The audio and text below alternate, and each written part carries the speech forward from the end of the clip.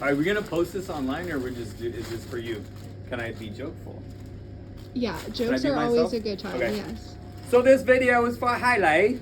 I'm gonna show you how to set up the Heliox with the arc mask. First of all, you have to have the flow meter, right? Because there's two setups. This one is the one with the flow meter. Got my wrench. Got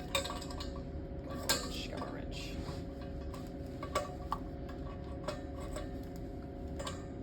There we go. So that's tight. Don't make it too tight, but that's tight. Okay, so this is a Heliox flow meter. You can tell because it's brown and green, just like the tank, right? Otherwise, it would be green if it was for oxygen. So, just real quick, whenever you're setting up a Heliox flow meter, the ball that floats up here, whatever flow that you set it on, remember you have to convert that to times 1.8, and that gives you your total flow, okay? Off the top of my head, I can't remember why. I think it's this size of the tank. Mm-hmm. And so we're gonna set this at, with the arc mask, if you read the pamphlet that comes with the arc mask, and you should read it, you're always gonna put a total flow of 8 liters. That's the main thing you have to know about the arc, right? It's always gonna be a total of 8 liters. So this tank is an 80-20 tank, you know, because it says 80-20, right? Mm-hmm. So 80-20, and I attach my arc like this. And if I turn my flow on, that's really high.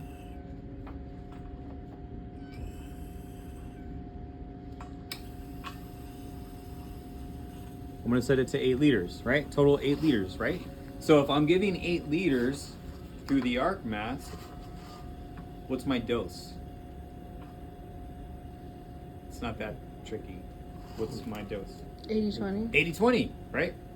So they're getting room air and they're getting 80% helium, right? Mm-hmm. Okay, so that's my arc mask. It's filtered. There is no holes, so the patient's breathing through here, which is what you want. You want them to breathe all 80-20 and exhale through a filtered system to protect you, right? Okay, let me just hang this for you. On this side, we have our hour-long nebulizer set up, right? So, and we can practice this. I could put some saline in here. Basically, that's just gonna run through the system, which you always wanna have a patient on large volume nebulizer. And then I'm missing my little tubing. There it is, thanks. This is our oxygen tubing, okay? So the only time you need this is if the patient's deciding. So let's say we start 80-20 and your patient's citing 85%, right? 85%. Well, we're only giving them room air, so can we give them oxygen? Yeah. So if they're citing 85%, how much oxygen do you want to give them? I mean, I always start at 5. Yeah, no. For fun.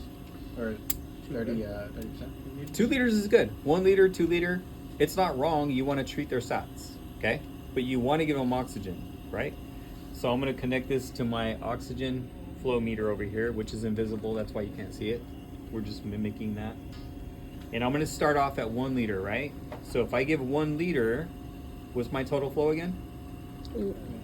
So what do I need to set this at? Just 7. To 7. That's all there is to it. 7 liters. Oh, let me just review this with you guys real quick, because I've seen a number of people do it the wrong way. Whenever you set your flow on a flow meter, it's the center of the ball. It's not the top of the ball, okay? We can review in Egan's. I'm sure it'll, yeah, we still have Egan's. It's the center of the ball, okay? 7 liters, 1 liter gives us a total flow of 8. What's our dose? 80-20. No? No, 70, now 30. it's more, 70, yeah. 70-30. Yeah. 7, 70-30. Yep. 8, 80-20.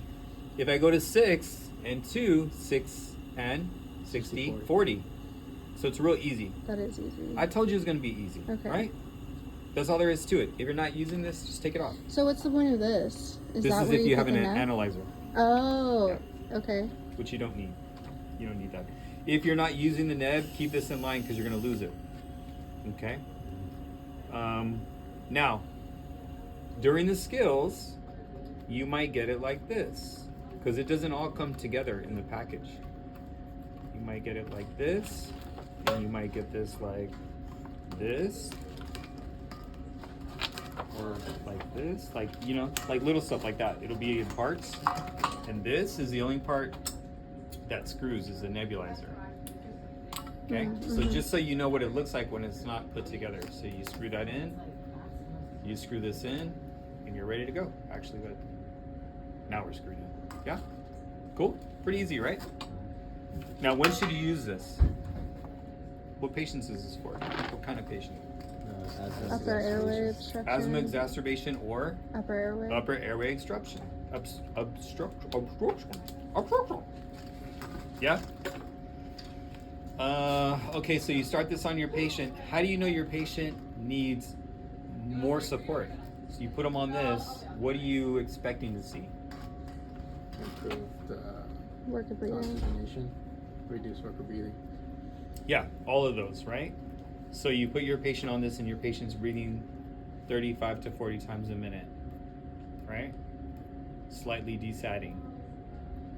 You go to 60-40, right? So once you go to 60-40, just know something. You're giving 60% helium, 40% FiO2, right? If they need more oxygen than that and they have a high work of breathing, and you don't want to go to 50-50, because what that's saying is now you've already kind of utilized this to its full capacity, right? This is no longer supporting that patient. So what you can do from there is you can go and set up on your vent. And this has the software to give Heliox, right? And you can use NIV. Or you can intubate and keep them on there too, right? So that's why we use this. Now, people keep taking this apart, but they really shouldn't. The only time you use this manifold is with the ventilator. So why would you ever need this separate from the ventilator? Doesn't make sense, right? Because you can't use this on other ventilators. It's only going to attach to the Heliox. So we should keep this together. And then all you have to do here is turn your tank off. Crank it off.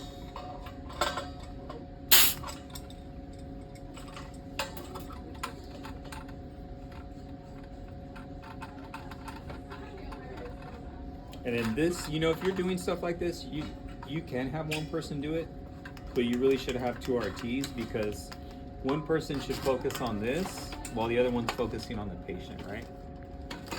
Because if you have to take this off, then you want somebody still setting the patient up on the nebulizer, right? You could just put them on a regular nebulizer treatment. Ideally, if you have Naragen, give them an Naragen. Okay, so I tighten that with my hand tight, and then just crank it. Okay, so now I have this connected to my vent. So I'm just gonna go quickly into this because it's pretty easy too. The main point with setting it up on the vent that people forget to do is the main thing is the flow sensor, right? So think about it. This is a less dense gas. That's why we're using it, right? To get past the upper airway obstruction or the resistance with asthma, right? So that's why we're using it. If we put Heliox through a vent, it's going to greatly change your flow sensitivity, right? It changes it big time.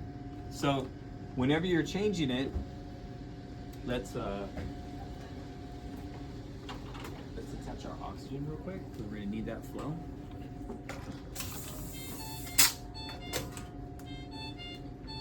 Okay, so you're gonna notice there's a red light here. It's saying that I'm just unplugged, and now I have air source, so it's clearing up. Once you turn your Heliox on,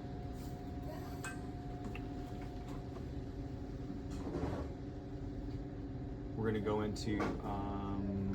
There's a couple ways you can go into it, but I went into the pre-op section and see it says gas source.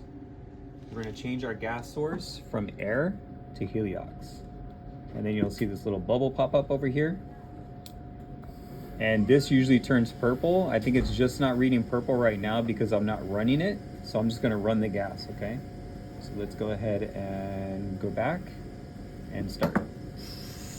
See how it changed color?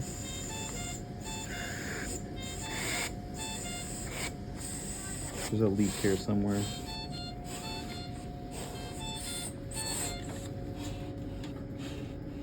That's it right there, yeah. Okay, so whenever you change the gas source, it greatly changes the sensitivity, correct? Okay, so we know we have to do a calibration on it. But first, this is what people always forget, you have to let the actual gas circulate for 1 minute. So you don't have to do it for 1 minute, but you have to verbalize during the skills. All right, let the gas circulate for 1 minute, and then go back into your, we're gonna go into tools, no, system. We're gonna go to test and calibration. We're gonna do a flow sensor test. So now that we had the gas run through, in this situation, it's Heliox. Turn the flow sensor. Oh, we have our adapter, good. And we're gonna do a flow sensor too.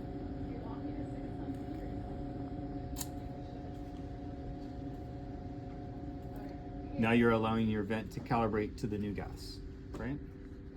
You're gonna do the same thing if you discontinue therapy and you go back to air. You're gonna have to switch it to air, circulate for 1 minute, then go back and calibrate it to the new gas, right?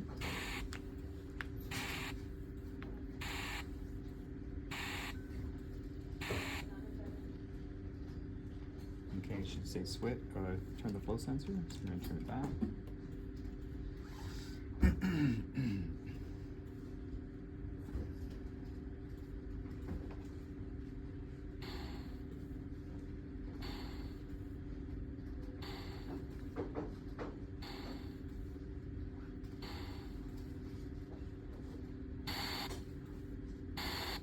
Thanks for holding that for me.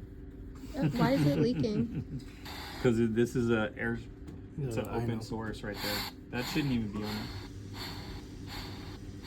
Okay, so it's okay. All right, so I'm gonna go in standby, just so we can talk for a second. Okay, so we did the flow sensor test, right? Do we have to do a leak test? I mean, I don't think it's a bad idea. Yeah, it's not a bad idea, but do you have to? What's the purpose of a leak test? To make sure everything's tight and put Yeah. together. Was it calibrated first? It looked like it was. It should have been. Yeah. In this situation, this is really dirty. But if you grab a vent that has a bag on it and it says clean, it's been calibrated to that circuit. So just because you're changing the gas doesn't mean that you have a leak or you need to test it. So you don't have to do the leak. That's what the leak test is for. We've already been calibrated to oxygen and air. We haven't been calibrated to Heliox. That's why we had to do the calibration for the flow sensor. That's the only reason why. Now we can put the patient on. Now at this time, we were on arc mask. Let's say we have the same patient. Patient still has a high workup breathing really fast, deciding a little bit. Now we can go on the vent and we can use NIV because now we can give PEEP. And PEEP's gonna help a lot, right? With the workup breathing. It's gonna help stent the airways open and recruit some of those areas, you know, help with oxygenation, also help with the workup breathing because now you have pressure support. The thing you guys got to remember is if you use a vent for non-invasive, you have to use these masks. See how it has a blue adapter? Mm-hmm. So what the blue adapter is saying, it's not an exhalation valve. People think this is an exhalation valve. It's an anti-asphyxiation valve that is on some masks, not this one. This one doesn't have it. So on a regular mask, inside this hole, there's a little flap, right? The regular non-invasive mask. Mm-hmm. The purpose of that is if something happens to the machine, let's say that you lost pressure, the machine turns off, you know, there's always like a safety mechanism there. If the pressure stops, that flap drops down and then the patient can still breathe through those anti-asphyxiation, right? Okay. So these masks don't have that because we're on a vent, we have higher, you know, we're observing the patient all the time and we have all these alarms. And you have a two limb circuit. So the inspiratory comes in, goes to the patient, comes out the expiratory. So sometimes with those anti-asphyxiation areas, you'll get a leak. Not all the time. Usually what happens is that valve stays open because you have PEEP set anyway, right? So your pressure doesn't really drop below that. But that's the reason why we have to use these. There's no anti-asphyxiation valve there, right? You're still gonna get a leak because it's a mask, right? Which is fine. You wanna have a little leak, not a big leak. And the patient's gonna have the benefit of getting basically BiPAP, right, non-invasive, with Heliox. So we set the patient up, we did our calibration, we're gonna go to not APVC&V because it's not invasive, right? We're gonna go into NIV. I like NIV ST because it gives you a backup rate. So you set your eye time, you set your rate. I wouldn't set it anything crazy because remember this should be spontaneous. So let's do like let's do like 14. Pressure support of 15 is great.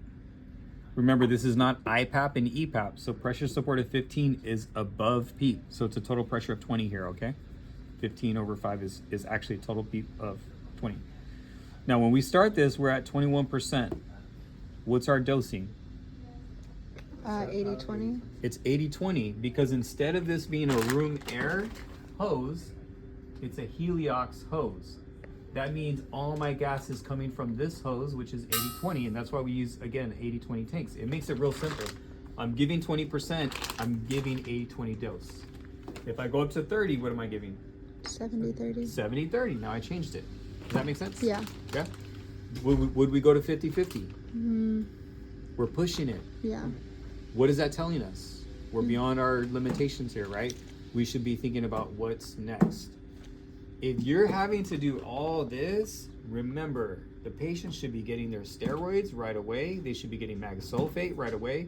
They should be on a large volume nebulizer. And typically, if they're getting this to this point where we're talking about intubating the patient, there's a couple more medications that are really good, like terbutaline. Something that worked for us the other day when we had that patient, we actually intubated, she was still very tight.